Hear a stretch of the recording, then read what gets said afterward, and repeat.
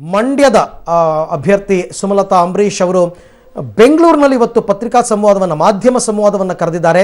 So ಅಲ್ಲಿಗೆ ಬೆಂಗಳೂರಿನ press ಕ್ಲಬ್ಗೆ ಅವರು ಆಗಮಿಸಿದ್ದಾರೆ. ಅದನ್ನು ತಾವು ನೋಡ್ತಾ ಇದ್ದೀರಾ. ನಿಖಿಲ್ ವಿರುದ್ಧ ಸ್ಪರ್ಧೆ ಮಾಡಿರ್ತಕ್ಕಂಥ ಸುಮಲತಾ ಅವರು ಪ್ರೆಸ್ ಕ್ಲಬ್ ಆಗಮಿಸಿದ್ದಾರೆ. ಪ್ರೆಸ್ ಕ್ಲಬ್ನಲ್ಲಿ ಈಗ ಮಾಧ್ಯಮದವರ ಜೊತೆ ಸಂವಾದವನ್ನು ಇಟ್ಕೊಂಡಿದ್ದಾರೆ. ಸುಮಲತಾ ಅಂಬರೀಶ್ ಅವರಿಗೆ ರಾಕ್ಲೈನ್ ವೆಂಕಟೇಶ್ ಸಾಥ್ ಕೊಡ್ತಾ ಇದ್ದಾರೆ.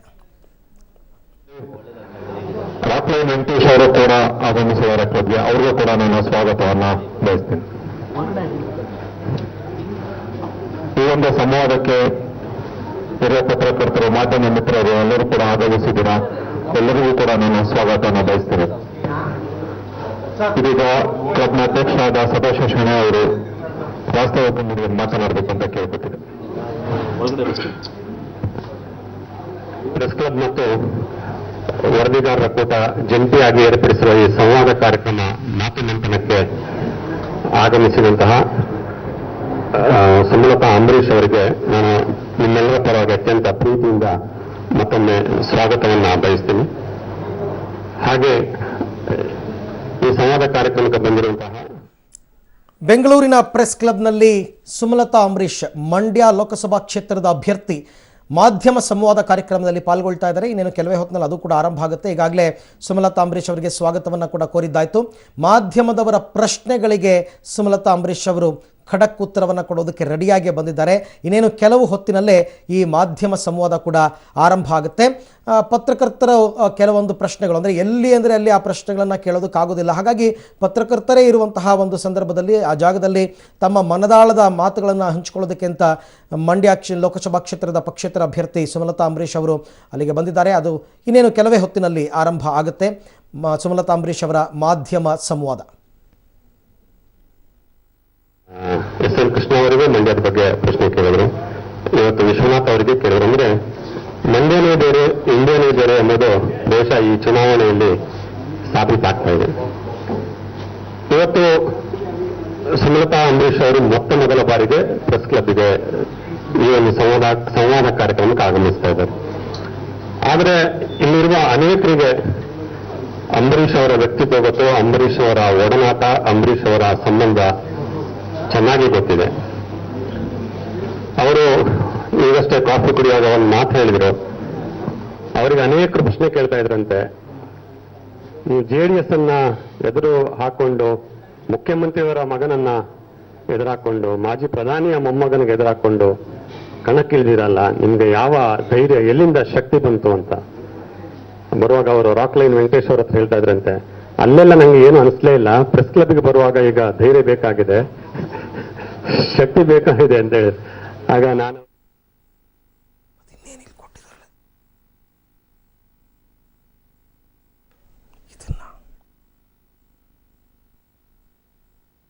ಪ್ರೆಸ್ ಕ್ಲಬ್ನಲ್ಲಿ ಮಂಡ್ಯದ ಅಭ್ಯರ್ಥಿ ಪಕ್ಷೇತರ ಅಭ್ಯರ್ಥಿ ಸುಮಲತಾ ಅಂಬರೀಶ್ ಅವರ ಮಾಧ್ಯಮ ಸಂವಾದವನ್ನು ಏರ್ಪಡಿಸಲಾಗಿದೆ. ಅನೇಕ ಹಿರಿಯ ಪತ್ರಕರ್ತರೆಲ್ಲರೂ ಕೂಡ ಆಗಮಿಸಿದ್ದಾರೆ. ಇಲ್ಲಿ ಕೆಲವೊಂದು ಇಲ್ಲಿ ತನಕ ಸುಮಲತಾ ಅಂಬರೀಶ್ ಅವರು ಉತ್ತರಿಸದ ಕೆಲವೊಂದು ಪ್ರಶ್ನೆಗಳನ್ನು ನಿರೀಕ್ಷೆ ಮಾಡಬಹುದು. ಸೊ ಅದೆಲ್ಲದಕ್ಕೂ ಸಿದ್ಧರಾಗೇ ಸುಮಲತಾ ಅಂಬರೀಶ್ ಅವರು ಕೂಡ ಬಂದಿದ್ದಾರೆ.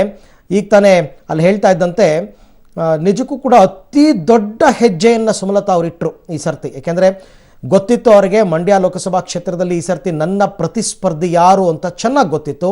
ನಿಖಿಲ್ ಕುಮಾರಸ್ವಾಮಿ ಅನ್ನೋದಕ್ಕಿಂತ ಹೆಚ್ಚಾಗಿ ರಾಜ್ಯದ ಮುಖ್ಯಮಂತ್ರಿಗಳ ಮಗ, ಮಾಜಿ ಪ್ರಧಾನಿಗಳ ಮೊಮ್ಮಗ ಅವರು ಈಗ ನಿಲ್ತಾ ಇದ್ದಾರೆ.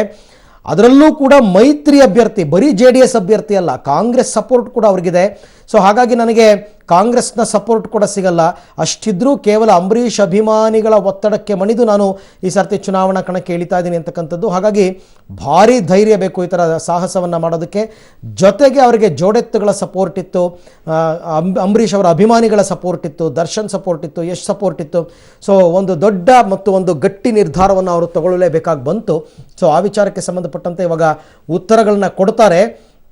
ಬಟ್ ತಾವು ತೆಗೆದುಕೊಂಡಂತಹ ನಿರ್ಧಾರ ಸಮರ್ಥನೀಯವಾದದ್ದು ಅಂತ ಈಗೀಗ ಅವರಿಗೆ ಅನಿಸೋದಕ್ಕೆ ಶುರುವಾಗಿದೆ. ಯಾಕೆಂದರೆ ಸುಮಲತಾ ಅವರಾಗಲಿ, ದರ್ಶನ್ ಆಗಲಿ ಅಥವಾ ಯಶ್ ಆಗಲಿ ಎಲ್ಲೇ ಪ್ರಚಾರಕ್ಕೆ ಹೋದರೂ ಕೂಡ ಜನರ ಸ್ಪಂದನೆ ಅಭೂತಪೂರ್ವವಾಗಿ ಸಿಗ್ತಾ ಇದೆ.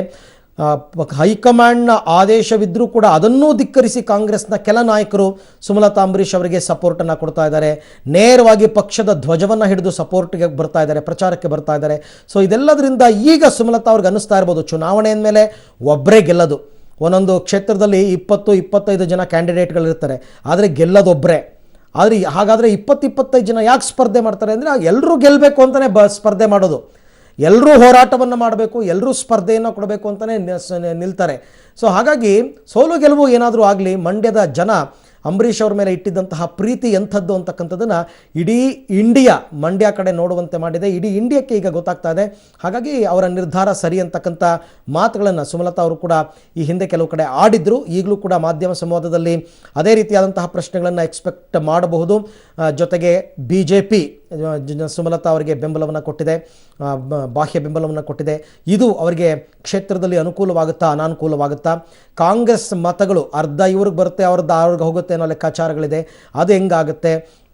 ಜೊತೆಗೆ JDSನ 8ಕ್ಕೆ 8 MLAಗಳು ಮಂಡ್ಯದಲ್ಲಿದ್ದಾರೆ, ಮಂಡ್ಯ ಕ್ಷೇತ್ರಕ್ಕೆ ಬರ್ತಾರೆ. ಸೊ ಅವ್ರುಗಳನ್ನ 3 ಜನ ಮಂತ್ರಿ, 3 ಜನ MLC ಎಲ್ಲರನ್ನೂ ಎದುರಿಸಿ ನಿಲ್ಲಬೇಕು. ಮುಖ್ಯವಾಗಿ ಎಲ್ಲರಿಗಿಂತ ಹೆಚ್ಚಾಗಿ ಕುಮಾರಸ್ವಾಮಿ ಅವ್ರನ್ನ ಎದುರಿಸಿ ನಿಲ್ಲಬೇಕು.